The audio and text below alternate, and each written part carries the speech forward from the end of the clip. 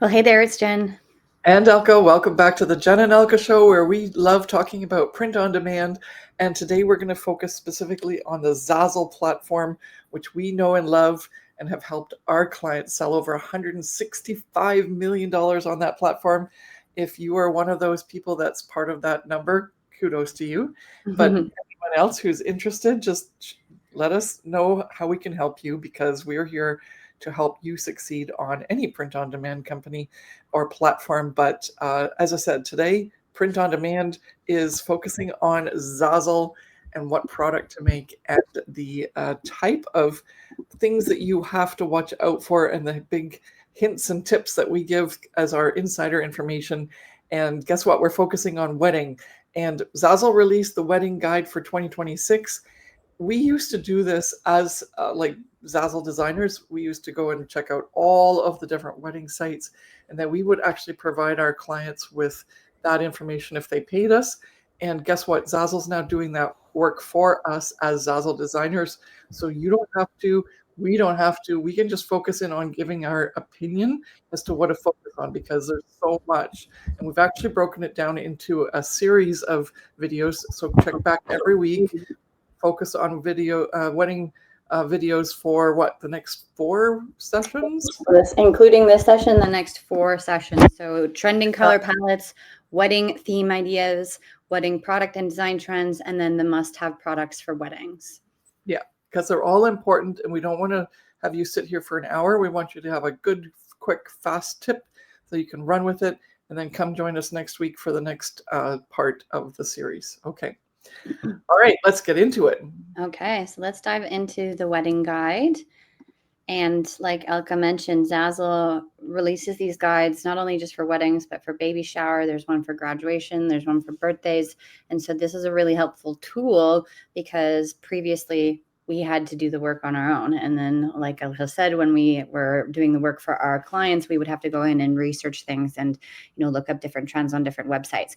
I do want to let everyone know we're going to go through each of the different sections, but take this guide with a grain of salt as well. Some of the previous guides that we've seen, especially for birthdays and like bachelorette and weddings and stuff, they have specific themes that are very, let's call them even almost like outrageous, like certain themes that are very, very, very niched down. And it just seems to be like a fad or a really specific trend. And just because it's in this guide, it does not mean that you have to do the theme trends or the design trends that are happening, especially if it just seems so far out of where your direction of your Zazzle store will go with your brand. And then also just be very cautious about these trends that seem to be very small, right? And you're trying to cater to specific people on Zazzle, a perfect customer, and thinking about why somebody would want to opt into a specific trend specifically for weddings in this session that we're talking about, but understanding that is that going to grab a large group of people who are interested, or if it's a very small portion of people that would decide to have that sort of theme for their wedding or for their graduation or for their birthday going forward when we cover all of the other guides that come out in 2026. Okay. And so that's also one of the reasons why we do these videos, because we want you to have that grain of salt and caution. And that's, hopefully our input here can help you make that decision more like effectively, not just like, oh, I have to do all of this. Yeah. So this is the first featured collection that's being showcased on their guide. And this is playing off the handwritten, whimsical, French-inspired trend that we saw last year for weddings and also for birthdays and graduation, but then also Christmas as well. This one, interestingly enough, actually has different color schemes associated with it. We have more of the greens involved and also that red. The red and the pink were something that were popular last year, but now it's incorporating another color scheme to it. And it doesn't have, this is actually more simplistic. This is more focusing on the fonts. It doesn't have any of those little doodles like the little cake or the wedding bells or the champagne glasses. This is much more simplistic, and it's playing on more of those borders that are handwritten as well, and also just more of the font choices. So this is something that seems to obviously be still trending for 2026.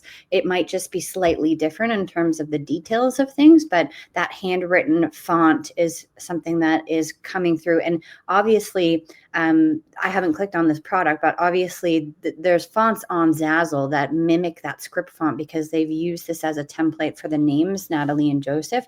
And so you can go through all of the fonts that Zazzle provides for us on the design tool and find some really great ones that will fit with that handwritten theme that is popular still throughout this next coming wedding season. Okay. So then we're going to now go to the trending color palettes. Like I mentioned, this guide has multiple different sections, so we won't be covering the whole guide in this one video, but come back for the next videos going forward to see the rest of the sections when we dive deep into them. So this topic today, we are covering the trending color palettes. And every year Pantone comes out with a new color of the year. Interestingly enough, this year's color was pretty much a white color. Yeah. So, it's not something that's seen too much here, and they're not showcasing it. But in previous years, the Pantone color of the year was quite popular. But we've got deep burgundy, citrus green, vintage ivory, copper and browns. Then we have pink and juicy red, coastal and moody blues, going bold. I'm assuming that means bold and vibrant colors like this flower bouquet here, and then the sunset glow. And so each one of these now, they can be taken into your own interpretation of how each color can be associated with a specific theme. Themes are going forward down underneath in this guide, but you can already see the font choices and the design choices that are associated with this deep burgundy and also this vintage ivory. There's a lot more vintagey and a lot more elegant. And then we have these citrus greens. It's almost going back retro, let's call it that. It feels like the 1970s. They've even got all the furniture there with that big, like, fluffy couch and stuff. Can you zoom in a little bit? Like now Yeah. that just so we can see those pictures a bit better. Definitely. There we go. Yeah. Yeah, and then the copper and browns, obviously, those are more earthy tones, and it's a lot more bohemian and rustic. Don't know if you wanted to touch on anything. Well, yeah, and I'm surprised that they've brought these in initially, and it says citrus green, but I think sage green is still way much like part of the actual palette. The citrus green might just be actually the accent. And I think I see that in some of the options that they have there when they're showcasing items. But yeah, a lot of this, like the vintage ivory, always contemporary, whether you're adding like Art Deco like they've got here, or it just needs to be some sort of classic heirloom type vintage graphic that's from the past. Think about Bridgerton, that type of thing. That's where that vintage ivory is going. The coppers and the browns are very much more for outdoor weddings, just like the table there, and something more modern but still focusing more on classic as well as rustic. And then the deep burgundy, I don't know if people would want that until we get into the fall wedding and winter weddings, even though the browns could get into the summer weddings as well. So that would be my thing, and the vintage ivory would be for all seasons. And as you've just heard, like that's really important, because based on when we feel and you feel, because you're going to do your own research based on what we say, these are going to be used. That's also when you're going to be able to sell them, right? So at the time of this video, you're probably already too late for some of the springy colors like the citrus green. So for me as a designer, if I was doing weddings right now, I would actually pick more of the ivory or copper browns or burgundy to work on the invitation parts, because I've already missed the citrus green and the livelier colors, because people are already shopping for those, and it takes about 2 to 3 months for wedding invitations to kind of get a foothold on the Zazzle marketplace in terms of integration, unless you have a really robust promotional system in place where you can get them out on like Pinterest or your own website. If you're like, we work with a lot of wedding designers who actually have their own websites and clients. And so if that's the case, then you're fine to go ahead and do all of those at once, because you can still talk to your clients about the types of things you have. You don't have to wait for Zazzle Marketplace to integrate your products so that you can reach customers. Mm-hmm. Yeah. And just a Yeah. really quick shout out. This is actually one of our clients. We've been working with her for a while. So congratulations on being showcased on the wedding guide for 2026. Yeah, we always have people, about like 50 to 60% of the people are usually featured that are our clients, which is really lovely. And it's not because we just told them do this and then they get featured. They've set up their business in such a way that they have the structure in place, and then they are able to move in with these evergreen themes, just like this, the one that we just showcased, because that's going to sell this year, next year, and the year after. It's always there. And it's always interesting how there's like this group of trends that are definitely the outliers, that are new and fresh and exciting, so someone can pick up on a trend. But as Jen said at the beginning, most of those just come and go. It's You can take like a little bit of your time and put some stuff in that mix so that you might get a hit in Mm-hmm. terms of something that'll sell. But we always teach evergreen, year after year sellers, something that doesn't go out of style quickly, because we want you to make profit from you, like have a lot of profit from your efforts, not just like always chasing trends. Okay. Mm-hmm. The pinky pink and juicy red, and even like this pinky pink, the way that they, like, I don't know if it's also like a trademarked pink color. Please double check that, because we didn't do that before we start going with this recording. But like the knot has the word pinky pink as one of their colors for the year as well. So just double check that in case you can or cannot use that as a trademark color in your SEO. Mm-hmm.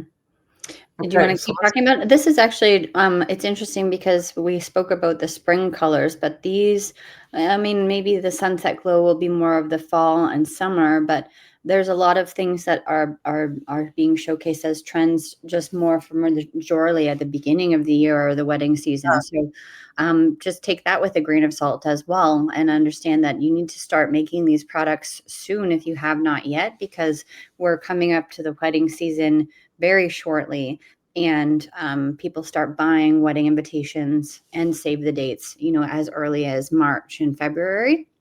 And so having these as trends, I think most of these themes or color palettes, sorry, are actually quite decent. I know that they're missing, like you said, sage green.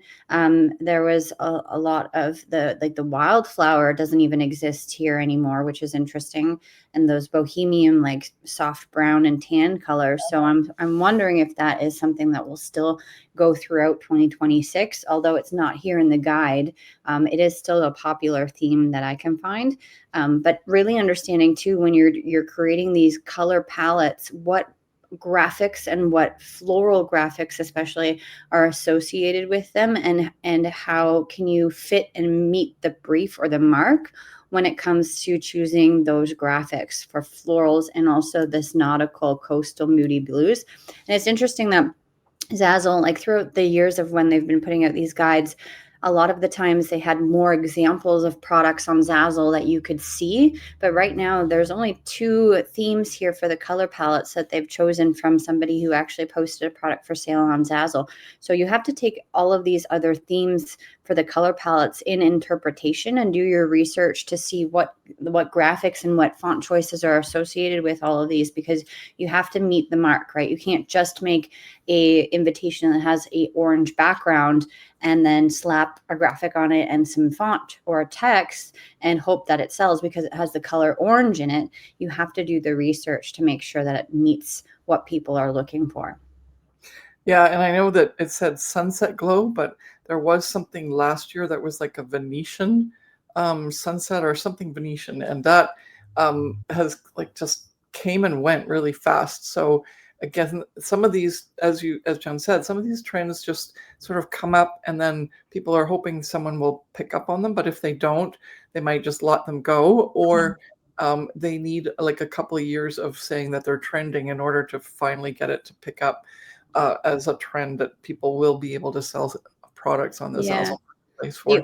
the Yeah. orange one is very specific too, because you then think like when people buy wedding invitations or a save, well, not so much the save the date, but when they buy a wedding suite, then it very much reflects the decor that's at their wedding. And they've chosen images here of, it looks almost like an Asian wedding or some sort of like Eastern, like over in the world, right? Where the color means something to the wedding. And I know that I had a really great friend in university, and she's from India. And so their weddings are all colorful, right? And the color really is important. But when you think about potentially a North American person who's getting married, is their whole wedding going to be orange themed, or are they more likely to have, you know, a floral or more of a vintage, or less of a like a commitment to a color of the theme of their wedding, rather than having it just be all bold like that, right? Because when you're doing these other wedding invitations with these other themes like the copper and browns, and also I would highly recommend not to have like a brown wedding invitation. Like you have to interpret that to be a little bit more than just putting a brown or a copper wedding invitation together, but it's open to interpretation of what other decorations they can use at their wedding, and they're not fully committed to one specific color. So that orange one is interesting because, yeah, you definitely, like, even from the mood board that they've created here, it's pretty much everything is orange. So you want to make sure that if you decide to go and try to make a theme like that using that color palette, that it's very niche down, because the person excuse me, who's getting married is choosing that as their color for their wedding. Yeah, and we're really making a shift, because when Jen and I first started in the wedding niche, like in 2010, when we really took off on Zazzle and became wedding designers, Jen more so than me, but I had my good big bestsellers. It was trending that everything is matchy, Yeah. right? Whereas here, you can literally have an orange wedding invitation and then have like only like orange flowers on the table, and everything else can be a completely different color and or theme or pattern or whatever. So it's a little bit less predictable as to what people will buy with it. And so don't forget to not just do the invitation suite, but also do some accessories, because it might just be that they're looking for a pop of color to add, rather than it matching throughout the whole thing, like just what Jen's saying, like, I can't see how someone will go orange all the way. They might just Mhm. go orange for one thing, like maybe their menu or their like some sort of banner or anything that Zazzle sells, that you can make as a invitation, or sorry, as a wedding reception item. That might be where you will finally hit the mark with that orange or sunset glow, compared to having an entire suite with that, and predictably selling everything from save the date all the way to the thank you cards. Mhm. Okay. All right. So I Yeah. think that covers this. And it's kind of fun, because trends are trends. They're predictable. Their predictions are not true.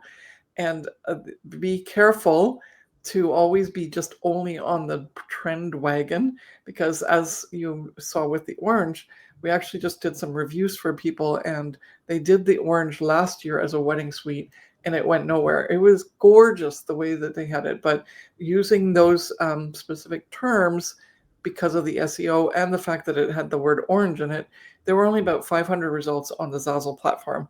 And because of that, and it's interesting because people are going to go like, oh, so it's an undiscovered niche. I'm going to get into it before it becomes a big niche. Actually, we always recommend you actually go to the places where there's a lot of competition, because you know it's for sure a good possibility that you can sell. Don't be afraid of competition. Be afraid of wasting your time in underutilized niches, which truly are always going to stay underutilized. So that's Mhm. your tip.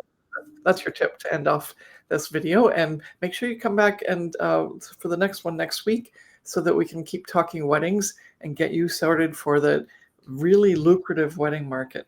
Mhm. And last but not least, if you're putting time and effort into your print on demand business or your Zazzle business, but your sales feel inconsistent, we have a free diagnostic for you. It's in the description of this video, and it will help you pinpoint exactly what's blocking your growth in your Zazzle store or in your print-on-demand business.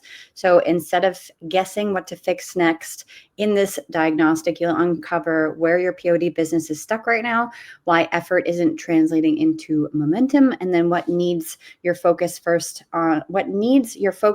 to start seeing progress. So you can click the link in the description of this video to get that diagnostic, because clarity is the first step to building a profitable, intentional print-on-demand business. And that ties in with the wedding theme, because we want to make sure that your business is working for you and that you have the proper foundations.